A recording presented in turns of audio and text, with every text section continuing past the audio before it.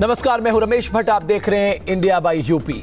सत्ता पर काबिज होने को लेकर चल रहा है महासंग्राम। यूपी के महासवर में अब सबकी नजर टिकी है पूर्वांचल पर।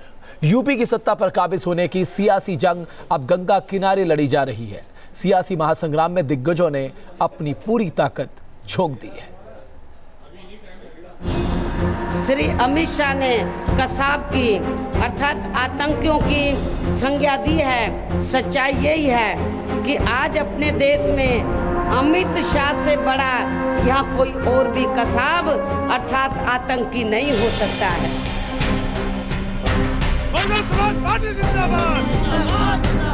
यूपी के महासमर में अब सबकी नजर पूर्वांचल के महासंग्राम पर टिकी है। बीएसपी की हाथी की हुंकार का पूर्वांचल में क्या होगा असर, जानकार इसके आकलन में जुटे हैं। पूर्वांचल का किला फतेह करने के लिए बीएसपी अध्यक्ष मायावती पूरा जोर लगा रही हैं। देवरिया में बीएसपी की रैली हुई। बीएसपी अध्यक्ष ने सबसे तीखा हमला किया बीजेपी पर। मायावती का आरोप है कि बीजेपी निचले स्तर की राजनीति कर रही है। श्री अमित शाह ने अपनी चुनावी जनसभा में जो अपने विरोधियों को कसाब की अर्थात आतंकियों की संज्ञा दी है, तो वह अति शर्मनाक के साथ साथ इनकी खुद की रही घटिया सोच को ही काफी कुछ दर्शाता है। जबकि इनके बारे में सच्चाई यही है कि आज अपने देश में अमित शाह से बड़ा यहाँ कोई और भी कसाब अर्थात आतंकी नहीं हो सकता है। और इस बात का इनका खुद का अपना गुजरात स्टेट भी खास गवाह है, जिसे ध्यान में रख। अपने संबोधन में बीएसपी अध्यक्ष ने मुंबई में पूर्वांचल वासियों के साथ सौतेले व्यवहार के मुद्दे को भी उठाया। मायावती ने इसके लिए बीजेपी को जिम्मेदार ठहराया और जनता से बीएसपी को वोट देने की अपील की। आपके पूर्वांचल क्षेत्र के जो लोग कांग्रेस पार्टी की हुकूमत के दौरान से ही अपनी रोटी रोजी के लिए बड़ी तादाद में मुंबई में चले गए हैं, तो वहाँ उनके साथ जो आए दिन सौतेला बर्ताव किया जाता है, तो इसका भी बदला अब आप लोगों को इस चुनाव में यहाँ भारतीय जनता पार्टी से ब्याज सहित जरूर लेना है। वहाँ पर जो आपके साथ सौतेला रवैया अपनाया जाता है मुंबई में, वहाँ बीजेपी एंड कंपनी के लोग अपनाते हैं। और बीएसपी अध्यक्ष ने अखिलेश सरकार के कामकाज पर भी सवाल उठाए। उन्होंने कानून व्यवस्था के मुद्दे पर अखिलेश सरकार को कटघरे में खड़ा करने की कोशिश की। प्रदेश में बीएसपी की सरकार बनने पर सर्वप्रथम यहाँ सपा के गुंडों, बदमाशों, माफियाओं, अराजक, भ्रष्ट व सांप्रदायिक तत्वों के जंगल राज का सफाया कर दिया जाएगा, खात्मा कर दिया जाएगा। कांटे की टक्कर है पूर्वांचल में, मुकाबला त्रिकोणीय है, लेकिन बीएसपी नेताओं का मानना है कि उनकी पार्टी सबसे आगे है। दीपक श्रीवास्तव, न्यूज नेशन, देवरिया। तो एक तरफ बीएसपी सुप्रीमो ने बीजेपी अध्यक्ष पे हमला बोला, तो वहीं बीजेपी के राष्ट्रीय अध्यक्ष अमित शाह भी पूर्वांचल मिशन पर लगे हुए हैं। अमित शाह एक ही मकसद है, यूपी से बीजेपी के वनवास को खत्म करना। इसके लिए वो जमकर पसीना बहा रहे हैं।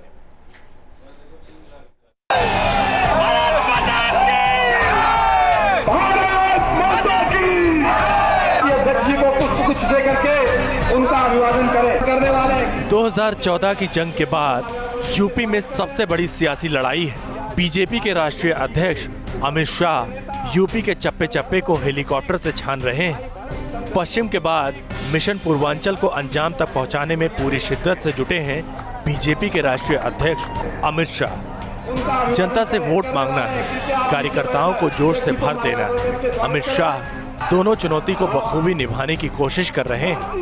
मेरे साथ दोनों हाथ उठाकर परिवर्तन के आक्रोश की मुट्ठी भींचकर मेरे साथ बुलंद आवाज से बोलिए, भारत माता की।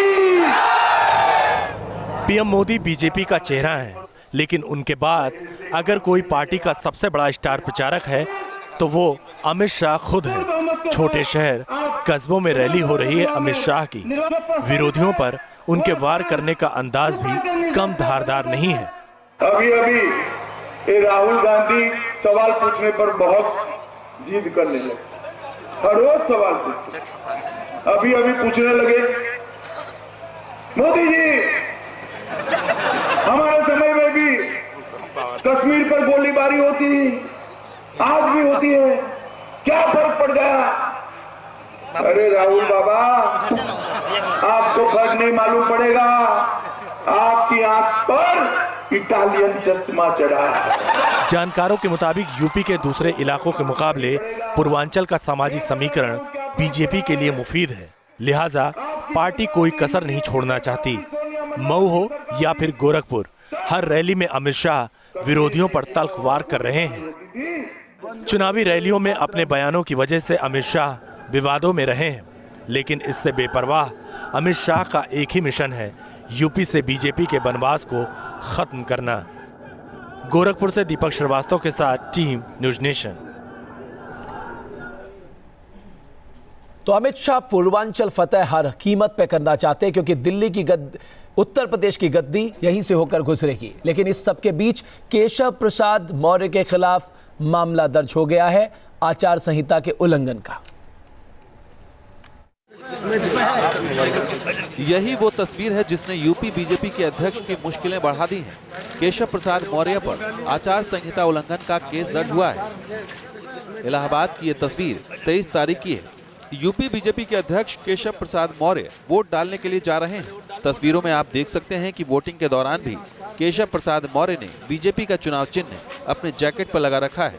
इसी वजह से केशव प्रसाद मौर्य पर केस दर्ज किया गया है। चुनाव प्रचार बंद होने के बावजूद पार्टी का सिंबल लगा करके मतदान करने के लिए गए थे, जैसे उसमें आदर्श आचार संहिता के उल्लंघन में प्राथमिकी दर्ज करेंगे। पूरे मामले में केशव प्रसाद मौर्य ने सफाई दी है। उन्होंने अपनी भूल स्वीकार की है। तो ये गए थे, ये भूल हो गई थी, इसको मैंने स्वीकार भी किया है। नित्य हम लोगों को प्रचार में जाना पड़ता, उसके हिसाब से लगा के गए थे। अब मनुष्य है, कोई उसके भूल हो सकती है, कोई चुनाव आचार संहिता का उल्लंघन करना मेरी मंशा नहीं थी। पोलिंग बूथ या मतदान के वक्त किसी पार्टी का चुनाव चिन्ह के इस्तेमाल को आचार संहिता का उल्लंघन माना जाता है। केशव प्रसाद मौर्य से जुड़े मामले को विरोधी पार्टियों ने उठाया था। पूरे मामले में इलाहाबाद के डीएम ने जांच के आदेश दिए थे और अब एफआईआर दर्ज की गई है। Pankaj Srivastava, news nation, Allahabad. उत्तर प्रदेश में गधों पर सियासत थमने का नाम नहीं ले रही है। सियासतदान लगातार बयान दे रहे हैं। वहीं मऊ में पूरे मुद्दे पर वोट बहिष्कार की धमकी दी जा रही है। इलाके का धोबी समाज गधे पर जारी सियासत से बेहद खफा है। गधों पर सरगर्म है यूपी की सियासत। एक गधे का ज्ञापन आता है, विज्ञापन। हम तो इस सदी के बड़े महानायक से कहेंगे कि अब आप गुजरात के गधों का प्रचार मत करिए। गधा भी हमें प्रेरणा देता है।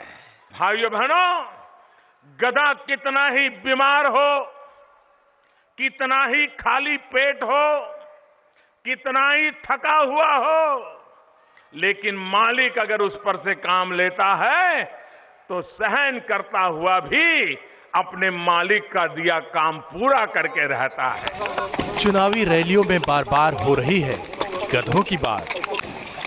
गुजरात के एक बड़े मुख्यमंत्री कह रहे हैं कि उत्तर प्रदेश को मुख्यमंत्री को पता ही नहीं है हमारे गधों के बारे में। हम उस बात को नहीं बढ़ाना चाहते थे, लेकिन गुजरात के मुख्यमंत्री कह रहे हो तो हम तो कहते हैं सबके सामने हमें गधों के बारे में जानना ही नहीं है। नेताओं की जुबानी दंगल के बीच मऊ में एक ऐसा समाज जो सियासतदान के बयान से आहत है, धोबी समाज, जो अपनी जीविका के लिए गधों का सहारा लेता है। अब वही समाज नेताओं के बयान को अपमानजनक बता रहा है। बयान के विरोध में प्रदर्शन भी हो रहे हैं, और वो भी गधों के गले में तख्ती लगाकर। मांग की जा रही है कि नेता अपने बयान पर माफी मांगे, गधों पर सियासी बयानबाजी नहीं हो। अगर नेता नहीं माने तो पूर्वांचल का धोबी समाज चुनाव का बहिष्कार कर सकता है। पूरे उत्तर प्रदेश में धोबी संगठन को इकट्ठा करके फैसला लेंगे कि हम लोग 4 तारीख को मतदान का बहिष्कार करने जा रहे हैं। अगर मतदान कराना चाहते हैं, जितनी भी हमारी लोकतंत्र की पार्टियां हैं भारत में, सभी लोग धोबी समाज से माफ़ी मांगने का कृपा करें, नहीं तो हम लोग मतदान का 4 तारीख को हो सकता है कि बहिष्कार कर दें। दुख बताबे ना, हमन के बहुत दुख बा, हमन के वही से जिए के बा, हमन के वही के अपमान करी आदमी तो हमन के केहू को वोट ना दे।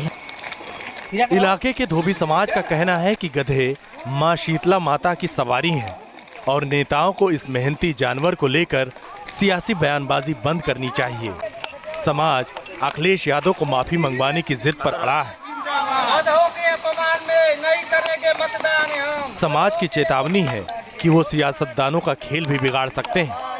पूरा समाज उत्तर प्रदेश का वो धोबिया पाट लगाने जा रहा है। हम जिसको चाहेंगे हमारा समाज उसको मतदान करेगा। मैं तब तक अपने से समाज का बर्दाश्त अपमान नहीं बर्दाश्त करना चाहिए, जब तक कि सारे लोग माफी न मांग ले तब तक हम लोग बर्दाश्त करने वाले नहीं हैं।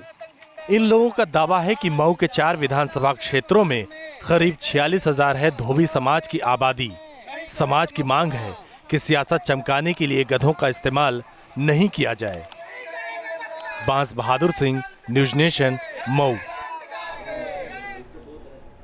इधर 5वें चरण का चुनाव प्रचार आज खत्म हो गया है।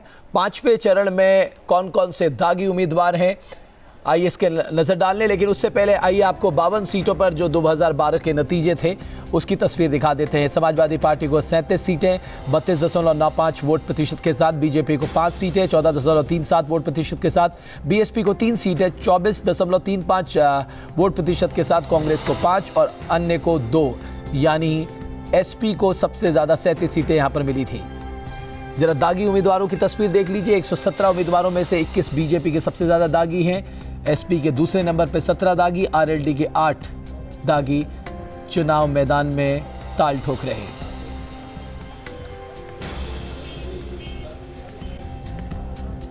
एक 117 उम्मीदवारों के खिलाफ आपराधिक मामले दर्ज हैं, जिसमें 96 उम्मीदवारों के खिलाफ गंभीर आपराधिक मामले दर्ज हैं।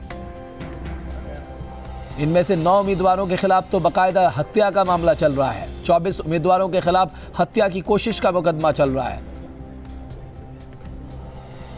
और ना अपराधियों की कमी ना करोड़पतियों की कमी। 168 उम्मीदवारों में से बीजेपी के 38 उम्मीदवार करोड़पति हैं, बीएसपी के 43, एसपी के 32, आरएलडी के 9, अन्य 39, कांग्रेस के 7 ये करोड़पति उम्मीदवार हैं।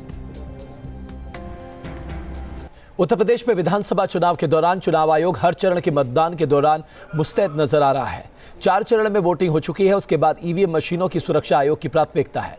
तो आइए आपको दिखाते हैं चुनाव आयोग ने ईवीएम की सुरक्षा के लिए कैसी अनोखी तैयारी की है।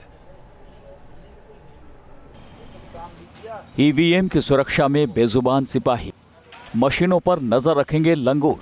पैरामिलिट्री फोर्स और पुलिस के साथ आपने डॉग स्क्वाड को तो पहले भी देखा होगा, लेकिन क्या आपने लंगूरों को सुरक्षा व्यवस्था में तैनात देखा है? जी हां, सही सुना आपने। मुरादाबाद में सुरक्षा के लिए लंगूरों को तैनात करना वाकई चौंका देने वाला है, लेकिन ये सच है। यूपी विधानसभा चुनाव अब अपने आखिरी पड़ाव पर पहुंच गया है और जिन जगहों पर चुनाव हो चुके हैं वहां दावेदारों की किस्मत ईवीएम मशीनों में बंद हो चुकी है, जिनकी सुरक्षा के लिए चुनाव आयोग ने कई तरह की तैयारियां की हैं। इनमें पुलिस और पैरामिलिट्री फोर्सेस के साथ साथ लंगूरों को भी लगाया गया है। मुरादाबाद में बंदरों से ईवीएम की सुरक्षा के लिए लंगूरों को तैनात किया गया है। यहाँ बंदरों का आतंक इतना ज्यादा है कि ईवीएम के आसपास लगाई गई सुरक्षा इन्हें रोकने के लिए नाकाफी साबित होती, जिसे ध्यान में रखते हुए ईवीएम मशीनों को किसी भी तरह के नुकसान से बचाने के लिए लंगूरों को काम पर लगाया गया है। बंदर इत्यादि वहाँ पे रहते हैं और उनके लिए उनको हटाने के लिए वहाँ से इंतज़ाम किए जाते हैं। नगर निगम भी इंतज़ाम करता है और लंगूर इत्यादि की भी हेल्प ली जाती है कि जिससे वहाँ के बंदर वहाँ से हट सकें और पूर्ण रूप से सभी ईवीएम्स और ईवीएम गोदाम सुरक्षित रहें। इससे पहले यूपी में और भी जगहों पर ईवीएम की सुरक्षा के लिए लंगूरों की तैनाती देखने को मिली थी। सुरक्षा कर्मियों की माने तो लंगूरों के आ जाने के बाद से यहाँ बंदरों की शरारतों को रोकना आसान होगा। Team news nation. ज्यादा खबरों के लिए आप हमारी वेबसाइट newsnation.in पर भी लॉग ऑन कर सकते हैं। न्यूज नेशन में खबरों का सिलसिला लगातार जारी है।